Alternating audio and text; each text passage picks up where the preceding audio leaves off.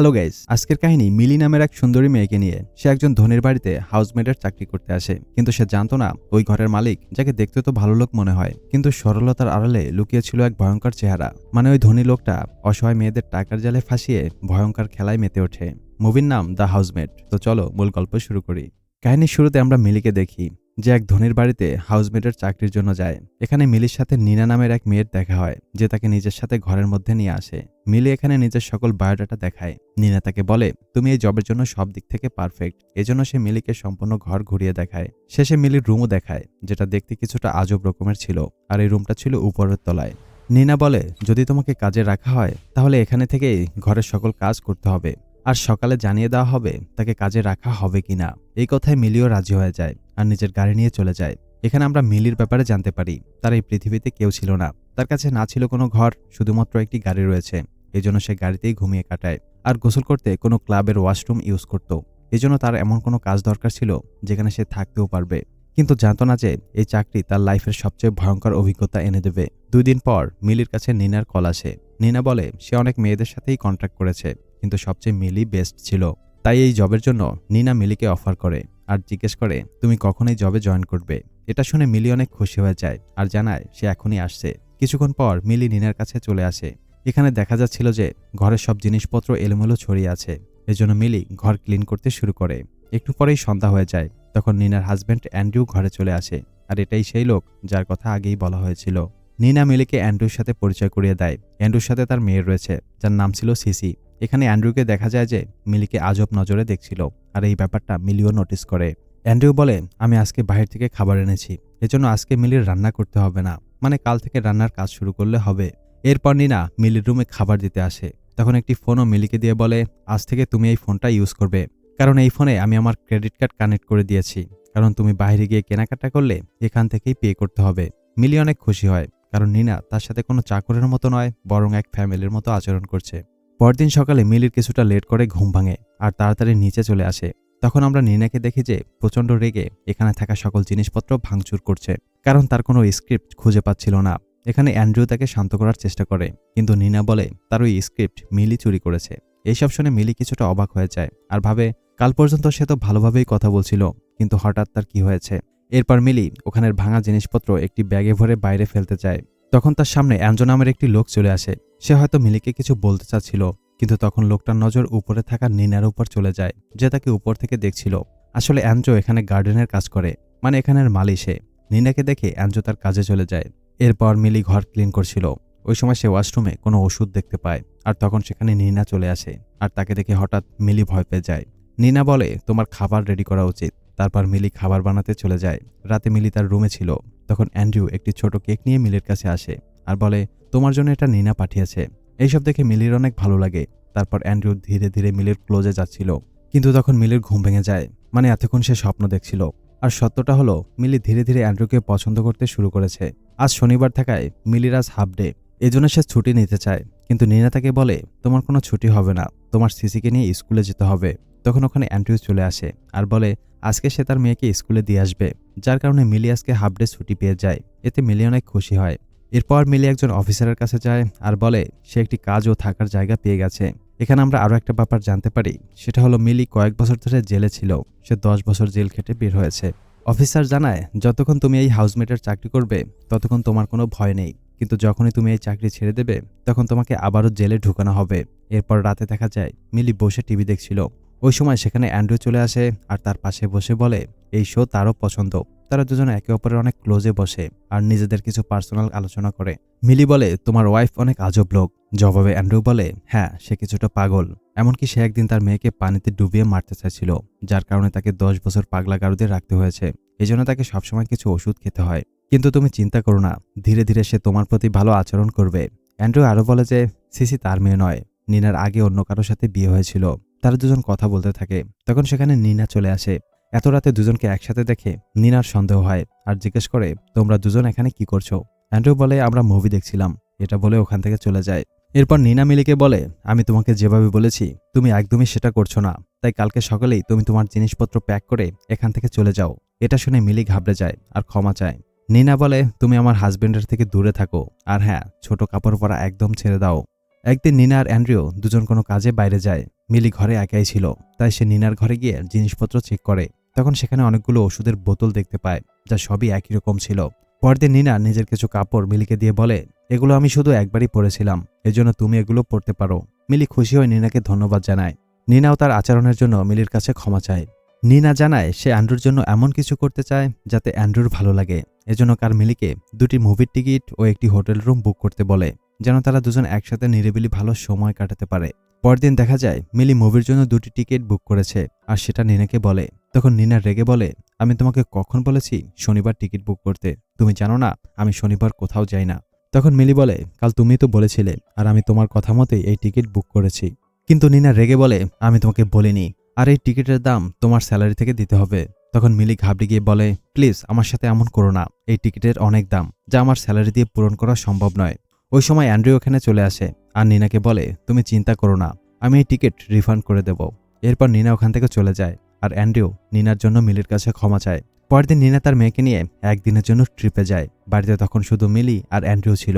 Andrew মিলিকে বলে, ওই ticket এখনো রিফান্ড হয়নি, এজন্য তুমি তোমার কোনো বন্ধুকে নিয়ে মুভি দেখতে যেতে পারো। কিন্তু মিলি বলে তার এই পৃথিবীতে কোনো বন্ধু নেই, সে একদমই একা। তখন অ্যান্ড্রিউ মিলিকে তার সাথে মুভি দেখতে যাওয়ার জন্য অফার করে।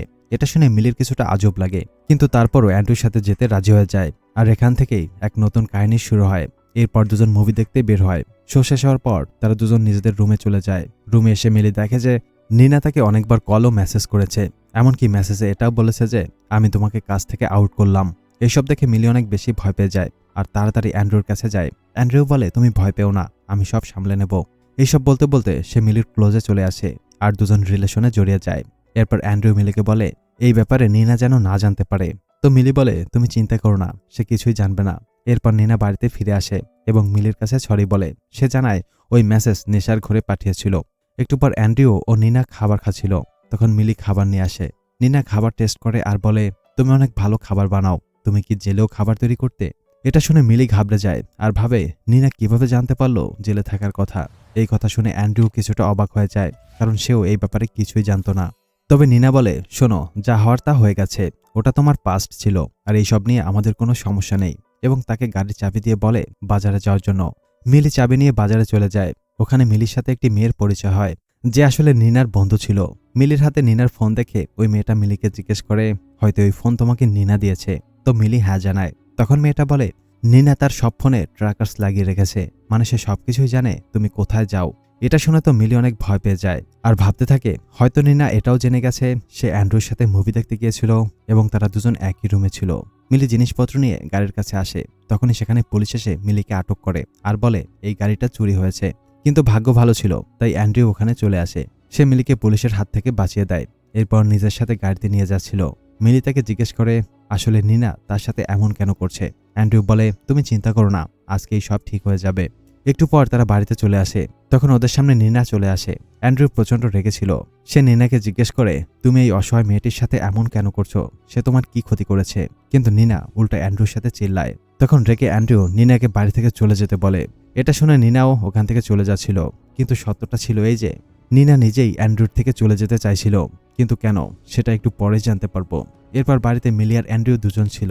তারা একসাথে অনেক রোমান্টিক সময় কাটায়। এভাবে একদিন মিলি অ্যান্ড্রুর জন্য খাবার নিয়ে যায়, কিন্তু তখন তার সামনে অ্যান্ড্রু চলে আসে। হঠাৎ মিলি তাকে দেখে ভয় পেয়ে যায় এবং তার হাত থেকে প্লেট পড়ে ভেঙে যায়। প্লেট ভাঙার আওয়াজ শুনে তাড়াতাড়ি অ্যান্ড্রু ওখানে চলে আসে আর জিজ্ঞেস করে কি হয়েছে। মিলি বলে এই লোকটা হঠাৎ সামনে চলে আসায় সে ভয় পেয়েছে আর প্লেট ভেঙে যাওয়ায় অ্যান্ড্রুর কাছে মাপ চায়। অ্যান্ড্রু বলে এই লোকটা তাদের মালির কাজ করে। সে মিলিকে ভাঙা প্লেট পরিষ্কার করতে বলে। একটু পর আমরা দেখি যে অ্যান্ড্রু ভাঙা প্লেটের টুকরা মনোযোগ দিয়ে দেখছে। তখন মিলি এসে তাকে পেছন থেকে জড়িয়ে ধরে।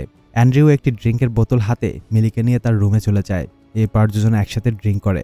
কিছুক্ষণ পর যখন মিলির চোখ খোলে তখন অ্যান্ড্রিউকে এখানে দেখতে পায় না। মিলি দরজা খোলার চেষ্টা করে, কিন্তু দেখে যে দরজা বাইরে থেকে লক করা আছে।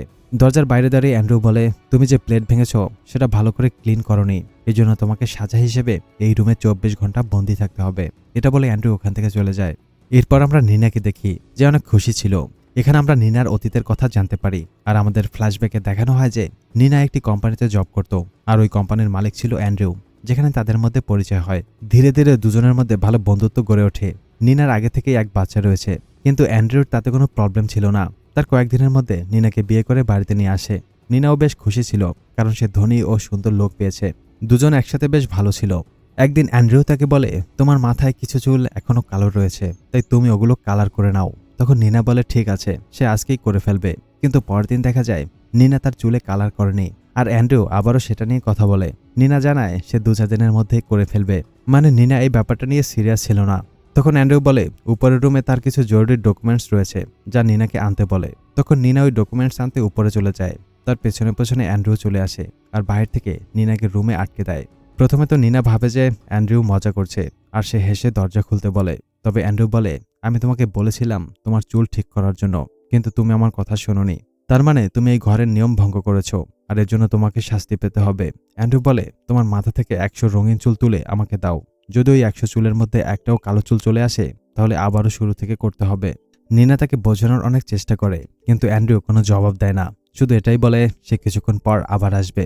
তখন নিনার কাছেও দ্বিতীয় কোনো রাস্তা ছিল না, তাই সে নিজের মাথা থেকে এক এক করে রঙিন চুল ছিঁড়ে বাইরে রাখে। একটু পর ওখানে অ্যান্ড্রিউ এসে চেক করে আর বলে, এখানে 100 চুলের মধ্যে একটা চুল কালো রয়েছে, এজন্য তোমাকে আবারও 100 চুল ছিঁড়তে হবে। নিনার কাছে অন্য কোনো অপশন ছিল না, তাই সে আবারও চুল ছিঁড়তে শুরু করে। পুরো 2 দিন পর অ্যান্ড্রিউ ওই রুম খোলে আর তাকে পানি দিয়ে বলে, তুমি এবার খুব ভালো করেছো। আর হ্যাঁ, পরবর্তীতে খেয়াল রেখো, যদি তুমি ঘরের কোনো নিয়ম ভেঙেছ তাহলে তুমি অবশ্যই শাস্তি পাবে। পানি খাওয়ার পর নিনা দৌড়ে তার মেয়ের কাছে যায়। তখন আমরা দেখি নিনা সেখানেই বেহুশ হয়ে পড়ে। কিছুক্ষণ পর যখন তার চোখ খোলে তখন সে তার মেয়ের চিৎকার শুনতে পায়, যে কিনা পানিতে ডুবে কান্না করছিল। নিনা তাড়াতাড়ি সেখানে যায়, কিন্তু ওই সময় এখানে পুলিশ চলে আসে। এখানে অ্যান্ড্রিউ পুলিশ ডেকেছে। সে পুলিশকে জানায় নিনা পাগল হয়ে গেছে এবং নিজের মেয়েকে ডুবে মারার চেষ্টা করছে। এই বাহানায় অ্যান্ড্রিউ নিনাকে 10 বছর পাগলাগারদে বন্দি রাখে। নিনা কিছুতেই বুঝতে পারছে না অ্যান্ড্রিউ তার সাথে এমন কেন করছে। কয়েকদিন পর অ্যান্ড্রিউ নিনাকে বাড়িতে নিয়ে আসে, আর যখনই নিনা কোনো ভুল করে বসে তখন অ্যান্ড্রিউ তাকে উপরের রুমে আটকে প্রতিবার নতুন কোনো শাস্তি দেয়।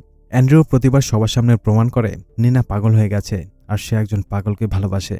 এইসব দেখে অ্যান্ড্রিউ সবার সামনে নিজেকে একজন ভালো মানুষ প্রমাণ করার চেষ্টা করে। ওদিকে নিনা এখান থেকে পালাতেও পারছে না, কারণ অ্যান্ড্রিউ ধনী লোক, সে যা কিছু করতে পারে। কিন্তু একদিন নিনা লক্ষ্য করে যে অ্যান্ড্রিউর সুন্দরী মেয়েদের অনেক পছন্দ, আর এটাই অ্যান্ড্রিউর দুর্বলতা। এখানে আমরা অ্যাঞ্জোকেও দেখি, সেও অ্যান্ড্রিউর ব্যাপারে সব সত্যি জানত, কারণ অ্যান্ড্রিউ প্রথমে তার বোনের সাথেও এইসব করেছিল, আর অ্যাঞ্জো নিনাকে সাপোর্ট করার চেষ্টা করছে। এমনকি সে কয়েকবার নিনাকে পালিয়ে যেতে হেল্প করতে চেয়েছে, কিন্তু সে প্রতিবার ফেল হয়ে যায়। তারপর একদিন নিনা এই বাড়িতে মিলিকে নিয়ে আসে, কারণ মিলিকে পেয়ে অ্যান্ড্রিউ নিনাকে ছাড়তে পারবে। তাই নিনা এসব জেনে প্ল্যান করে আর মিলিকে অ্যান্ড্রিউর জালে ফাঁসায়, যেন নিনা এখান থেকে চলে যেতে পারে। এখান থেকে সিন বর্তমানে ফিরে আসে। এখানে মিলি রুমে বন্দি ছিল। তখন অ্যান্ড্রিউ এসে তাকে বলে, তুমি প্লেট ভালোভাবে পরিষ্কার করনি। যদি তুমি চাও আমি তোমাকে এখান থেকে মুক্ত করি তাহলে তোমাকে নিজের শরীরে 31টা জখম করতে হবে। অ্যান্ড্রিউ তাকে প্লেটের একটি ভাঙা টুকরো দেয় আর ওখান থেকে চলে যায়। অন্যদিকে আমরা নিনাকে তার মেয়ের সাথে দেখি। এখানে নিনা তার মেয়েকে বলে, এখন আমাদের এখান থেকে দূরে কোথাও গিয়ে নতুন করে জীবন শুরু করতে হবে। কিন্তু তার মেয়ে বলে, আমরা মিলিকে এই অবস্থায় রেখে যেতে পারি না, আমাদের তাকে হেল্প করা উচিত। এরপর মিলিকে দেখি যে ওই প্লেটের টুকরা দিয়ে নিজের শরীরে জখম করার চেষ্টা করছে। এতে তার মারাত্মক ব্যথা সইতে হয় আর একটা সময় বেহুশ হয়ে পড়ে। সকালে অ্যান্ড্রু দরজা খুলে তার কাছে আসে আর বলে, তুমি তোমার কাজ করে ফেলেছ, এজন্য এখন থেকে তুমি মুক্ত। অ্যান্ড্রু মিলির ক্লোজে আসার চেষ্টা করে, কিন্তু তখন মিলি নিজের কাছে রাখা প্লেটের টুকরা দিয়ে অ্যান্ড্রুর গলায় মেরে দেয়। তারপর কোনোভাবে ওখান থেকে বের হয়ে অ্যান্ড্রুকে রুমে বন্দি করে দেয়। তাই অ্যান্ড্রু এখন নিজেই এই রুমে বন্দি হয়ে যায়। মিলি পুরো 3 দিন পর রুম থেকে বাইরে এসেছে, এজন্য তার অনেক ক্ষুধা লাগে আর খাবার খেতে শুরু করে। একটু পর মিলি ঘরের সকল প্লেট এক জায়গায় করে নিয়ে উপরে অ্যান্ড্রুর কাছে যায়। তারপর বাইরে দাঁড়িয়ে এক এক করে সকল প্লেট আর গ্লাস ভাঙতে শুরু করে। মিলি অ্যান্ড্রুকে বাইরে বের হওয়ার জন্য একটি শর্ত দেয়। অ্যান্ড্রু জানতে চায় কি সেই শর্ত। মিলি দরজার নিচ থেকে একটি কাটিং প্লেয়ার্স অ্যান্ড্রুকে দেয় আর বলে, তোমার নিজের একটি দাঁত তুলে আমাকে দিতে হবে। প্রথমে অ্যান্ড্রু রাজি ছিল না, কিন্তু তখন মিলি বাইরে থেকে পেট্রোল ঢালতে শুরু করে আর ধমক দেয় যদি সে এটা না করে তাহলে ঘরে আগুন লাগিয়ে দেবে। এজন্য অ্যান্ড্রু প্রচণ্ড কষ্ট সহ্য করে নিজের একটি দাঁত তুলে মিলিকে দেয়। ওই সময় আমরা নিনাকে দেখি যে এই বাড়িতে আবারও ফিরে আসে মিলিকে নেওয়ার জন্য। নিনা ভাবে হয়তো অ্যান্ড্রু মিলিকে উপরে সেই রুমে বন্দি করে রেখেছে, এজন্য সে সোজা উপরে গিয়ে ওই রুম খুলতে থাকে। কিন্তু তখন মিলি পিছন থেকে এসে বলে, তুমি এটা কি করছো? তবে এরই মধ্যে দরজা খুলে যায় আর অ্যান্ড্রু বাইরে চলে আসে। সে নিনাকে জোরে ধাক্কা দিয়ে নিচে ফেলে দেয় আর মিলির পেছনে তাড়া করতে থাকে, কিন্তু মিলিকে কোথাও খুঁজে পায় না, মানে সে এখান থেকে পালিয়েছে। তারপর অ্যান্ড্রু আবারও উপরের রুমে চলে আসে আর নিনাকে বলে, আমি তোমাকে অনেক ভালোবাসি, যখন তুমি এখানে ছিলে না তখন আমার অনেক কষ্ট হয়েছে। কিন্তু নিনা তাকে বলে, আমি তোমাকে শুধুই ঘৃণা করি, তুমি অনেক বাজে একটা লোক, নিজের খুশির জন্য যে কোনো মেয়ের জীবন নরক করতে পারো। এইসব শুনে অ্যান্ড্রু রেগে নিনাকে মারতে শুরু করে, তাই নিনা হঠাৎই ওখান থেকে সরে যায়। তখন পেছন থেকে মিলে এসে অ্যান্ড্রুকে ধাক্কা মেরে নিচে ফেলে দেয়। উপর থেকে পড়ে অ্যান্ড্রু ওখানেই মারা যায়। তখন নিনা উপর থেকে একটি লাইট বাল্ব নিচে অ্যান্ড্রুর কাছে ফেলে দেয় আর এমন কাহিনী বানায় যেন সবাই ভাবে অ্যান্ড্রু বাল্ব লাগাতে গিয়ে পড়ে গেছে। একটু পর ওখানে পুলিশ চলে আসে আর নিনাকে জিজ্ঞাসাবাদ করে। নিনা বলে অ্যান্ড্রু বাল্ব চেঞ্জ করছিল, তখন পা পিছলে নিচে পড়ে যায়। তাতে এই কেস এখানেই শেষ হয়ে যায়। নিনা মিলিকে অনেক বড় অ্যামাউন্টের চেক দেয় আর বলে এখন তোমার এই শহর ছেড়ে অনেক দূরে গিয়ে নিজের জীবনকে নতুন করে শুরু করা উচিত। নিনা মিলির কাছে মাপ চায়। সে বলে আমি নিজেকে বাঁচানোর জন্য তোমাকে বিপদে ফেলেছিলাম। আর এখানেই এই মুভির গল্পটা শেষ হয়ে যায়। সম্পূর্ণ মুভি দেখতে ডেসক্রিপশন থেকে টেলিগ্রাম চ্যানেলে জয়েন করো। ভিডিওতে লাইক করে দাও, কমেন্ট করে জানাও গল্পটি কেমন লাগলো। আর এরকম দারুণ সব মুভির এক্সপ্লেন দেখতে চ্যানেলটি সাবস্ক্রাইব করতে ভুলো না। কথা হবে নতুন কোনো গল্প নিয়ে। ততক্ষণ পর্যন্ত আমাদের আগের ভিডিওগুলি উপভোগ করো। Good bye.